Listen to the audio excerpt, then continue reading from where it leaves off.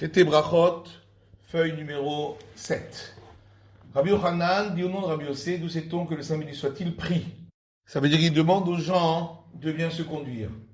Comme il est décrit dans le verset dans Yeshaïa, je les amènerai à ma montagne sainte et je les réjouirai dans la maison de ma prière.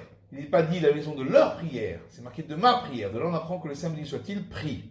Et qu'est-ce qu'il prie? Alors Rav Zutra bar Tuvia dit au nom de Rav, il dit que ce soit ma volonté que ma miséricorde surmonte ma colère et que ma miséricorde se renforce sur mes principes et ainsi je me conduirai avec mes enfants suivant la miséricorde et je les jugerai de manière plus large que la rigueur de la justice.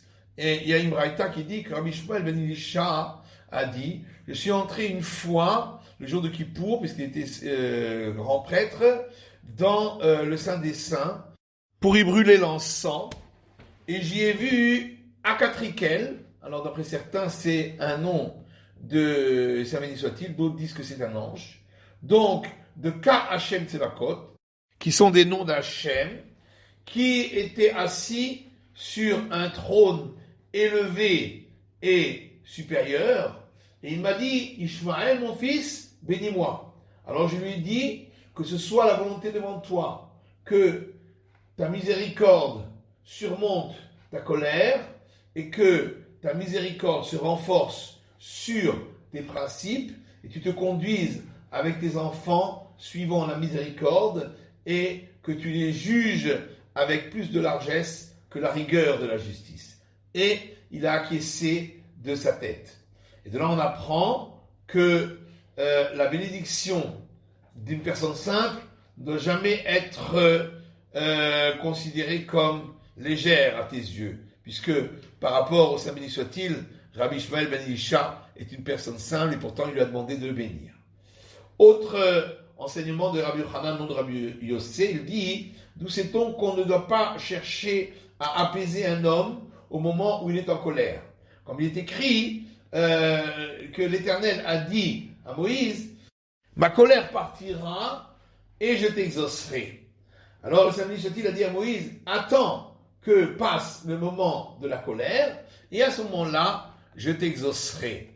Et l'Agma demande, mais est-ce qu'il y a un moment de colère devant le Saint béni soit-il? Et l'Agma dit oui, parce qu'on voit dans une braïta qu'il est écrit dans les psaumes, c'est un Dieu Tout-Puissant qui se met en colère tous les jours.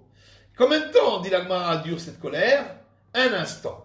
Combien c'est un instant?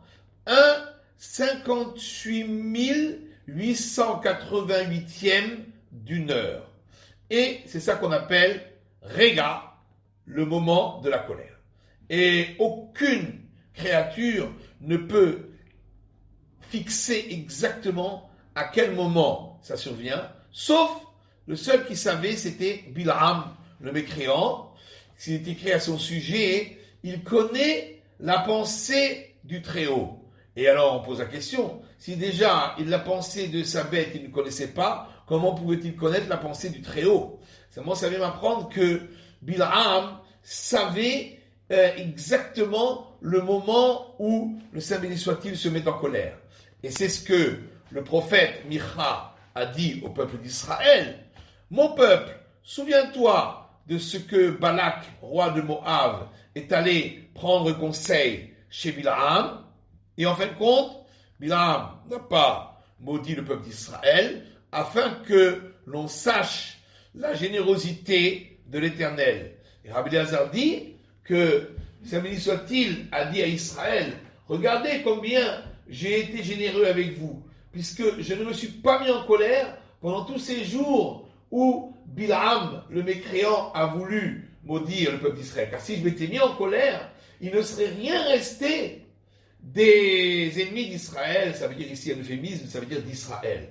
Et c'est ce que Bil'am a dit à Balak, comment pourrais-je maudire alors que le Tout-Puissant n'a pas maudit, et comment pourrais-je me mettre en colère puisque l'Éternel ne s'est pas mis en colère? Ça m'apprend que pendant tous ces jours-là, eh bien, le Saint béni soit-il ne s'est pas mis en colère.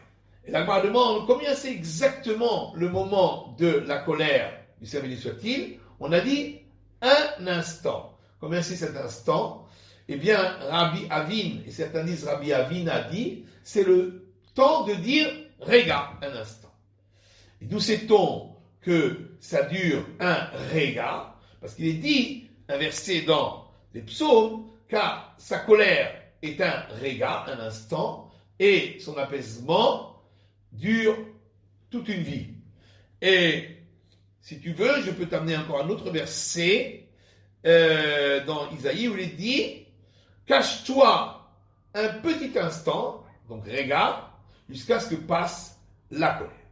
Et c'est quand exactement le moment où il se met en colère?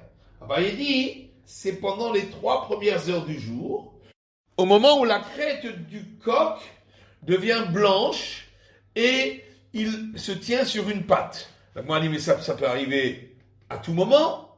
La Gemara dit non. Aux autres moments, il y a quand même des traces rouges sur la crête. Alors qu'à ce moment-là, il n'y a aucune trace rouge, c'est devenu entièrement blanc.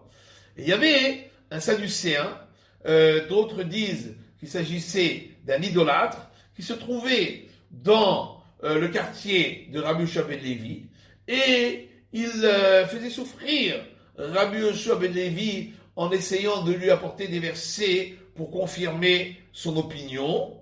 Alors un jour, Rabbi Yoshua ben Lévi a pris un coq, il l'a mis entre les pieds du lit et il a regardé le moment où sa crête devient blanche. Il s'est dit, lorsqu'arrivera ce moment-là, eh bien, je maudirai cet homme.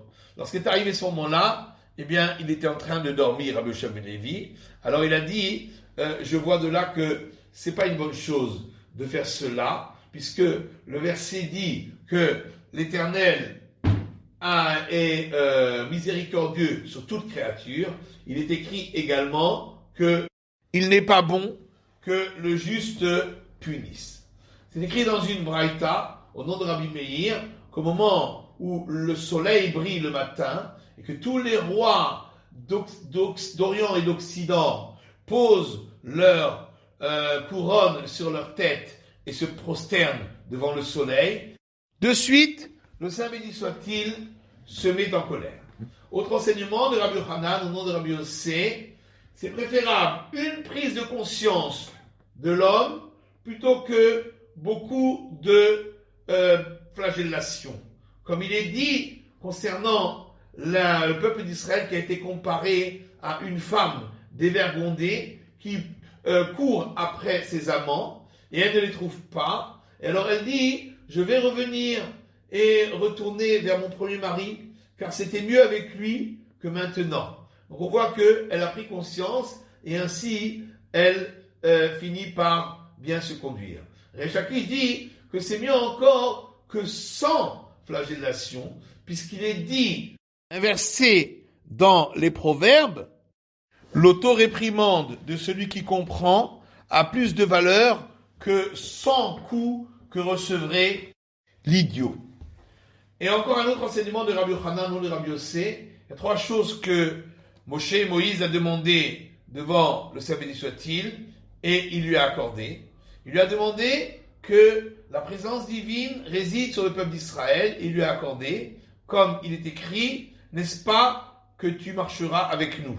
Il lui a demandé que la présence divine ne réside pas sur les idolâtres, et il lui a accordé, comme il est écrit, et nous serons ainsi séparés, moi et mon peuple. Il a demandé de connaître les voies du Saint béni soit-il, et lui a accordé. Comme il est dit, je voudrais connaître tes voies, car Moshe a demandé au Saint béni soit-il, pourquoi il y a une personne juste qui lui arrive que du bien, une personne juste où lui arrive que du mal, une personne mécréante où lui arrive que du bien, et une personne mécréante où lui arrive que du mal. Alors, il lui a répondu, Moshe, le juste où lui arrive que du bien, c'est le juste fils d'un juste. Le juste où lui arrive que du mal, c'est le juste fils d'un mécréant. Le mécréant où lui arrive que du bien, c'est le mécréant fils d'un juste. Et le mécréant où il n'arrive que du mal, c'est le mécréant fils de mécréant. Alors, la Gemara pose une question là-dessus. Comment a-t-on donc pu dire que le juste à qui il arrive que du bien, c'est le juste fils de juste, et le juste à qui il arrive du mal, c'est le juste fils de mécréant? Pourtant, la Gemara oppose deux versets. Il y a un verset qui dit, il fait payer la faute des pères sur les enfants. Un autre verset dit, les enfants ne mourront pas par la faute des pères. Alors, on a opposé ces deux versets, on a répondu qu'il n'y a pas de question. Le premier verset parle dans le cas où les enfants poursuivent la voie de leur père, et le deuxième verset parle dans le cas où ils ne poursuivent pas la voie de leur père. Donc comment peut-on dire que le juste fils de mécréant, donc il ne poursuit pas la voie de son père, pourrait être puni à cause du père? Et donc en vérité, ce qu'il lui a répondu, c'est la chose suivante, que le juste, où il arrive que du bien, c'est le juste qui est un juste complet. Et le juste, où il arrive du mal, c'est le juste qui n'est pas un juste complet. Le mécréant, où il n'arrive que du bien, c'est le mécréant qui n'est pas un mécréant complet. Donc, on lui donne la récompense dans ce monde-ci pour que dans le monde futur, il n'ait rien. Et celui auquel il n'arrive que du mal, c'est le mécréant complet parce qu'il n'a aucun mérite pour qu'il lui arrive du bonheur. Et tout ceci est en opposition avec l'enseignement de Rabbi Meir. Rabbi Meir a dit que Moshe a demandé 2 demandes et lui ont été accordées, mais la troisième, n'a pas été accordée, donc celle où il a voulu connaître les voies du Saint béni soit-il, puisque le Saint béni soit-il lui a répondu, je gracie celui que je veux gracier, même si il ne semble pas digne de la grâce, et j'aurai pitié de celui de qui j'ai pitié, même s'il ne semble pas digne de cette pitié, donc il n'a pas voulu répondre à la question de Moshe. Alors, la Gemara continue à expliquer ce verset, où Saint béni soit-il a dit donc à la suite du verset, tu ne pourras pas voir ma face. Alors, il y a une personne qui a rapporté une braïta au nom de Rabbi Yoshua ben Korcha. Ainsi a dit le Saint béni soit-il à Moïse, lorsque j'ai voulu te montrer ma gloire, tu n'as pas voulu le regarder. C'était au buisson ardent où Moïse a voilé sa face. Maintenant que toi tu veux, c'est moi qui ne veux pas. Et c'est en opposition avec ce qu'a dit Rabbi Shmuel bar Nachmani au nom de Rabbi Yochanan, qui a dit que par le mérite de 3 choses qu'a fait Moshe au buisson ardent, il a mérité 3 cadeaux. Par le mérite qu'il a caché sa face pour ne pas regarder, il a mérité d'avoir la face lumineuse. Et par le mérite qu'il avait peur de regarder, il a mérité que les hommes aient peur de la luminosité de sa face, comme c'est écrit dans un verset. Et par le mérite qu'il n'a pas voulu regarder, il a mérité plus tard qu'on dise sur lui un verset qui dit « Et l'image de l'Éternel, il regarde ». Et la Gemara explique le dernier verset de ce passage qui dit « J'enlèverai ma paume et tu verras ma face arrière ». Alors, Afrana bar Bizna dit au nom de Rabbi Shimon Chassida, ça nous apprend que le Saint béni soit-il a montré à Moïse le nœud de ses téphilines. Ça veut dire qu'il lui a montré comment toute la création est reliée au Saint béni soit-il. Autre enseignement de Rabbi Yochanan au nom de Rabbi Yossé, toute parole qui est sortie de la bouche du Saint béni soit-il pour le bien, même si elle avait été dite avec une condition, eh bien le Saint béni soit-il n'est jamais revenu là-dessus.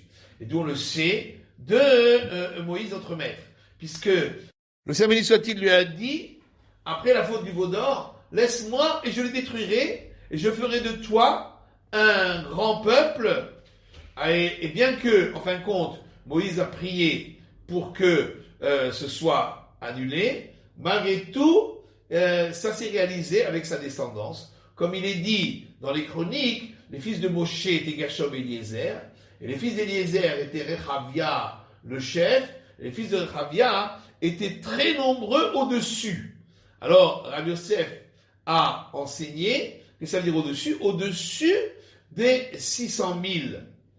Et parce que on fait une déduction par similitude de termes. Ici, c'est marqué, il y avait une multitude. Et pareil, c'est marqué au sujet des enfants d'Israël en Égypte, qu'ils se sont fructifiés, multipliés.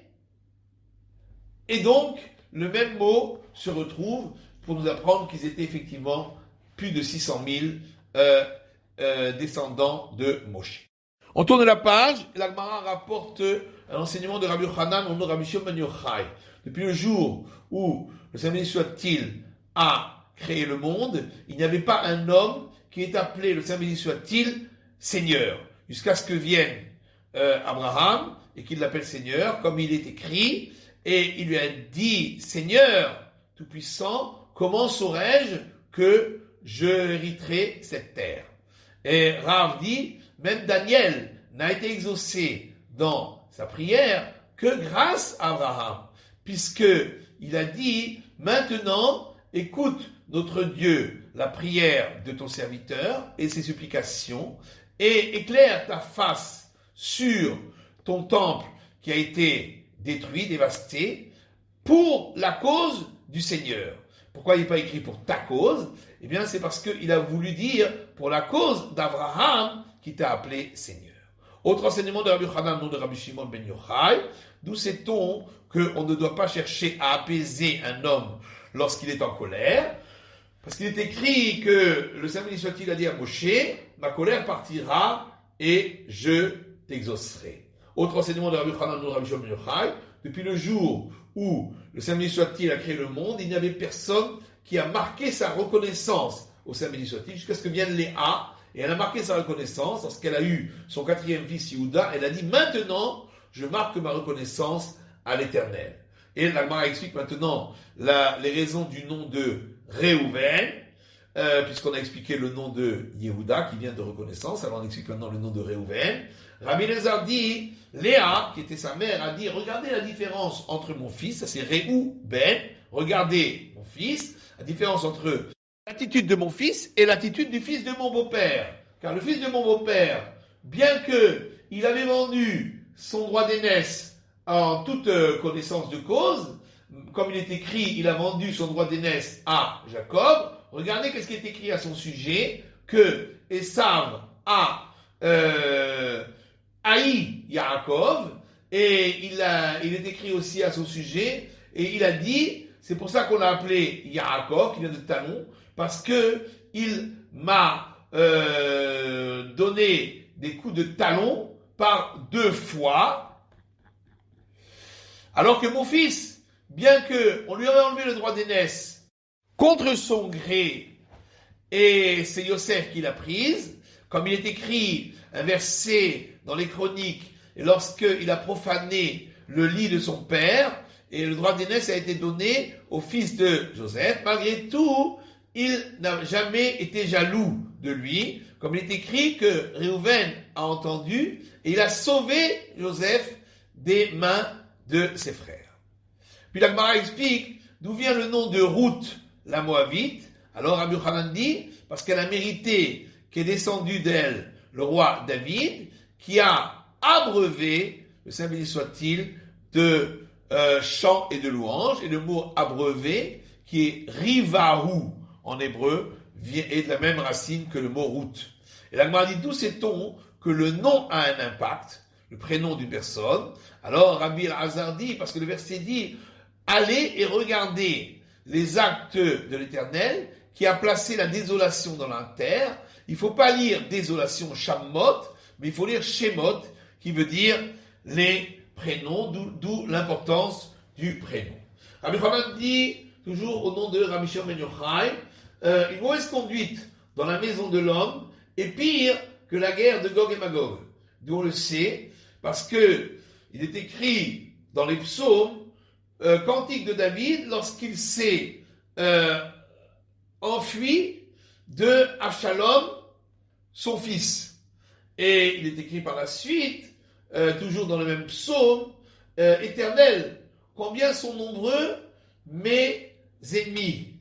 Nombreux sont ceux qui se lèvent contre moi. Alors que concernant la guerre de Gog et Magog, il est écrit pourquoi les peuples se rassemblent et les nations fomentent des pensées vaines. Et il n'est pas écrit à ce sujet ô combien sont nombreux mes ennemis. La Gemara rapporte à nouveau le verset qui a été rapporté plus haut, cantique de David lorsqu'il s'est enfui devant Avshalom son fils. Pourquoi il est dit cantique de David? On aurait dû dire élégie de David. Alors Rabbi Shimon ben Shalom dit l'image de ce verset, ça ressemble à un homme contre lequel est sorti un acte de créance. Alors avant qu'il le paye, il était triste, mais après qu'il l'ait payé, il était heureux. De même David, à partir du moment où le Saint béni soit-il lui a dit « Je vais élever contre toi le mal de ta maison », il était triste. Il s'est dit peut-être ce sera un esclave ou un mamzer qui est né d'une relation interdite qui va s'élever contre moi et qui n'aura pas de pitié. Et quand il a vu qu'il s'agissait d'Avshalom son fils, alors il était content parce qu'il s'est dit il aura pitié de moi et c'est pourquoi il a dit ce cantique. Autre enseignement de Rabbi Yochanan, non de Rabbi Shimon ben Yochai, il est permis de provoquer les mécréants dans ce monde. Comme il est dit, ceux qui dédaignent la Torah louent le mécréant et ceux qui gardent la Torah les provoquent. Il y a une braïta qui dit la même chose. Rabbi Doustai et Rabbi Matoun dit on a le droit de provoquer les mécréants dans ce monde. Comme il est dit, ceux qui dédaignent la Torah disent des louanges des mécréants.